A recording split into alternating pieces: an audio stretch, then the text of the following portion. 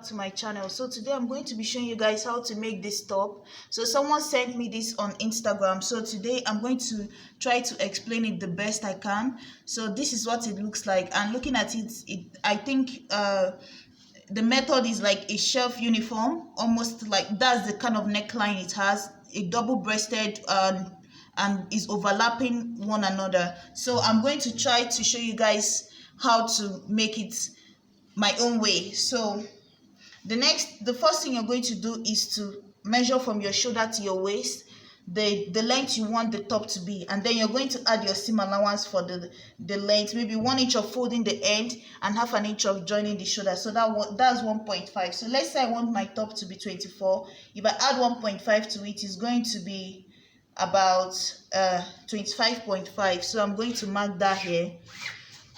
One thing you can do is, before you start cutting it, you can just fold your fabric 2 times, like fold one, because now we are starting with the back panel, right? But if you want, you can cut your front and your back panel at the same time, because I'm going to be showing you guys on an illustration later. That's where I'm going to cut everything, but I'm drawing it out here.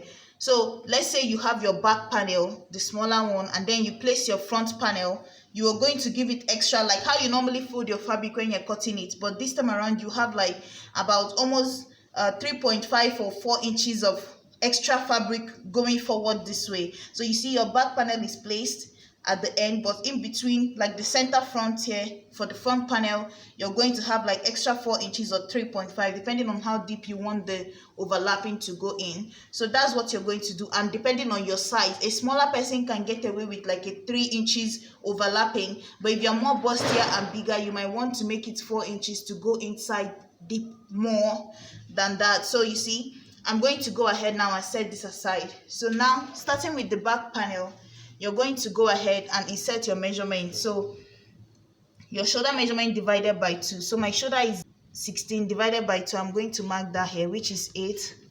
16 divided by 2 is 8. Put in your armhole measurement. My armhole is about 20 divided by 2 is 10. So mark it here. Just put in your normal bodies. Come down here, give it a curve, and then come down here, put in your shoulder slope, come down by 1 inch, and then put in your neckline, 3 inches of neckline. So guys, after marking your back neckline, the next thing you're going to do, so you're going to mark 1 inch of back neckline, connect this here, and then you're going to mark your shoulder to your bust. So for me, that's about 11. Your shoulder to your waist, so for me, that's about 17.5. Mark that here, and then the rest is going to be your shoulder to your hip, except the top is shorter than before, like the top stops before you get to your hip is hanging. Then you can just leave it that way and then insert your hip measurement at the end. But for me, my hip measurement falls in somewhere here at 24, because I want the top to be a little bit long. But if you are trying to make yours and your top is stopping at like 33, and your shoulder hip to hip doesn't get to 33, you can just still use it as like your hip measurement at that point. And place your tape here and start inserting your measurement this way. So your bust measurement divided by 4. For me, my bust is 42 divided by 4 is 10.5, plus extra 1, 11.5. You mark that here, and then you're going to come down to your waist, which measurement divided by 4. For me, that's going to give me 9, plus extra 2 inches because I'm going to be darting it. That's 11. Mark that here, and then like I said before, I'm going to just insert my hip measurement down at the end of my cloth. So my hip measurement is 48 divided by 4, 12, plus 1 is 13.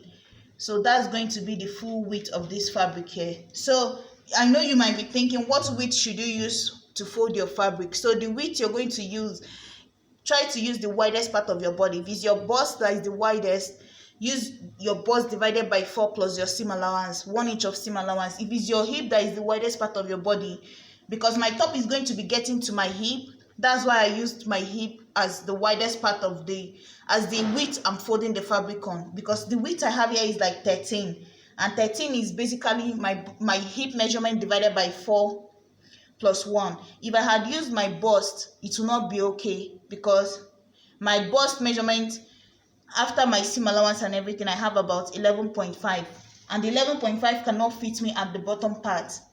So that's basically it. So at this point, you're going to connect this bust part to the waist and then the waist to the hip. So you go ahead now and cut this out this way. You're going to go ahead to dart it. Just divide your nipple to nipple measurement by 2 is 4. So I put in 4 here and then I put in 4 here, and I also brought down that 4 here. That's distance of from this end to this end to this end. So after that, what I did is to mark half an inch on this my waistline, and then my dart going up, because this is the back pattern, my dart going up is going to stop at my chest line, which is like 1 inch above this my bust line, somewhere here. So my dart here is going to go up there, and then coming down, my dart is going to end somewhere here. If this seam is going to stop, if your top stops before the hip, then 2 inches, you stop 2 inches before the end of your top. But if your top goes or doesn't reach to the hip line, then you're just going to narrow it all the way to the end. As you can see, I'm trying to show you guys on a smaller scale what this looks like. So you see this particular pattern I drew here, I also transferred it here just to show you guys. This is also the same back pattern. This is also the same back panel that I'm trying to show you guys here. So now to transfer this to your front panel, you see this is exactly what you have here that I drew in here. So what you have to do now is you're going to cut. You can do everything one time, like cut your front panel. You see this is my front panel here. The only difference between my front and my back is that my front has extra 3 inches or so wide folded, because you see my back is also folded, and my front, while folded, it has extra like 3 inches or 4 inches here. So what you can do now is to cut your front neckline. So neckline, and your front neckline, you just have to come down by about 3 inches for the neckline in front, and then curve it this way, right? And then extend it like this. So this is your front neckline, and then you're going to come in here by like half an inch, halfway through your armhole. So that's going to be 4.5 for me, somewhere here. You're going to come in by half an inch here, connect this way. So connect this way, and then curve this down this way. So this is going to be your front armhole. So I'm showing you guys the difference between the front now. The first difference is the extension by 4 inches, the different front neckline, the armhole, and then for the back, the front dart, the only difference now is that your dart is going to stop 1 inch before your bust line, somewhere here. Your dart is going to narrow up to this point, and then at the end here is also going to end the same way your back dart ended. So 3 things are different from the front and the back. 4 things: the extension in front, the neckline, and then the removal of this extra about half an inch from the armhole in front, and then you're going to reduce the darting of the bust. So you're going to reduce it 1 inch. Your dart will stop 1 inch before your bust. So after this now, I'm going to assume that you've marked everything on your front panel. So guys, I'm going to take this away now and cut out. So what you're going to cut out now for the back, cut out this here, your neckline, your shoulder slope. The first armhole that you had was for the back armhole. Cut out the side. The front, you're going to come down this way, cut out your neckline, cut out your shoulder slope, cut out the deeper sleeve, and then cut everything out this way. So now I'm going to cut it out on this smaller fabric. So guys, that 3 inches, from you cut it open, like before you after cutting it open, before you cut the neckline, I just wanted to remind you guys, if you want one of your neckline to overlap the other, like the one on the picture, because if you go ahead and leave it straight like this and cut out the 3 inches of neckline all the way directly like this, you have exactly the one on my thumbnail. So when it overlaps it will look something like this, like that one on the thumbnail at the moment. So when you have these 2 notches on itself, it will look like this. And you see, when it looks like this, that means it can't come up to the neck. Like your collar, let's say this is your collar cannot come up this way. It will only go this way, and this is your neck inside of this place. Your collar will just stay this way, this part, and then this, it will look like the one on the picture at the moment. But if you want your collar to go all the way around here, right, look like the one on the thumbnail, then you need for this side of the neckline to come up here. So you need for this side of the neckline to come up, because right now you see one side of the neck is low like this, because you cut the 2 of them together, and it's like the 3 inches is what you use. But you use this second method, now you will get exactly the one on the thumbnail. So before you cut out that 3 inches of the front neckline straight this way, what you're supposed to do to get it is to fold it into two. So tuck back in that extra 3 inches or 4 inches that you left, right? Once you tuck it in, now you can cut out that neckline. Cut out that your 3 inches back. So you see, once you tuck it in and cut out your 3 inches, if you bring it out now, the front neckline is still this way. So you see what I'm saying? You're still going to have this. So now, let's say you take this one now to overlap this here again. You see, now your collar can go all the way around.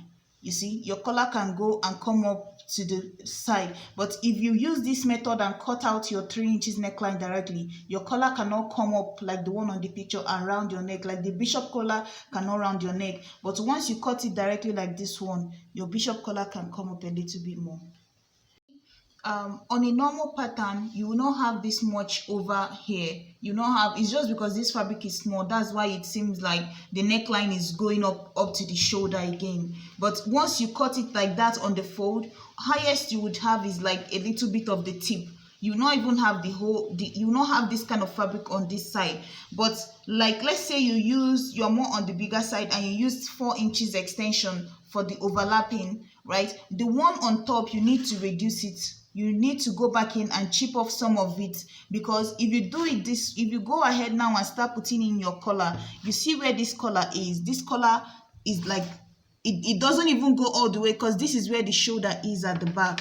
So this is where the shoulder is. You see where the collar is. But if you go ahead now and put in your neckline, our own minds reach up to where the back and the front joins. So that's why I'm saying what you can do at this point is to go ahead and reduce this one here by, let's say you might reduce it about 1 inch, just enough to make sure that your neckline, when you put your band, is going to stop somewhere here on your neck, just like how this one is. Let me place it on this side so you can see. Just so that you're only cutting off the one on top. As long as the one below goes in this way, nothing will show. Like, it will not button up, it will not unbutton or show anything. It will still look like overlapping. I'm saying as long as you want to get this type of collar. But if you're not trying to get this type of collar, the first method of just cutting it and then it will look like this one on the picture works. So now that I know where it's going to be, somewhere here is where I want the final end of mine to be. Like this end here, this is where I want it to be. I'm going to just go ahead and mark it straight all the way down, right?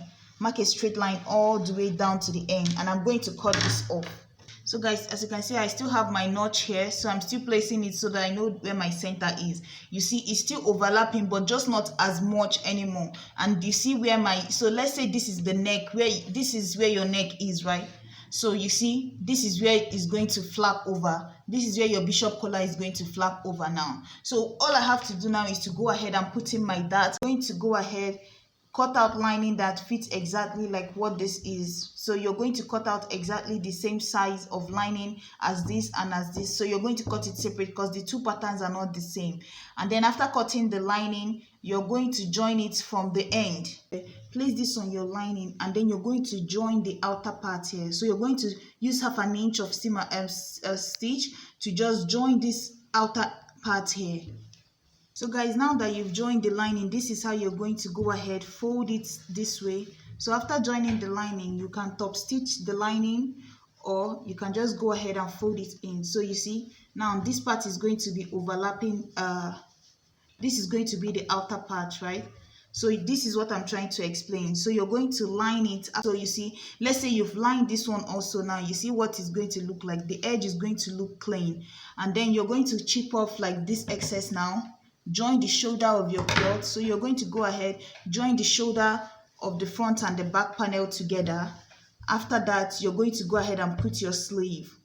To cut your sleeve, all you have to do is to fold your fabric and check the length you want your sleeve to be, and then add your seam allowance for the sleeve, like 1.5 or so. That's 1 inch of folding the end, 1/2 inch of joining the top part, and then you're going to come down by 4 inch for your cap height, and then you're going to go ahead and mark that 4 inches that you came down by, mark it in a straight line, and then check your armhole divided by 2, whatever you get. So let's say whatever you get, you're going to mark it here. Let's say you got 10. So because mine was 20, divided by 2 is 10. And then you're going to place your tape this way.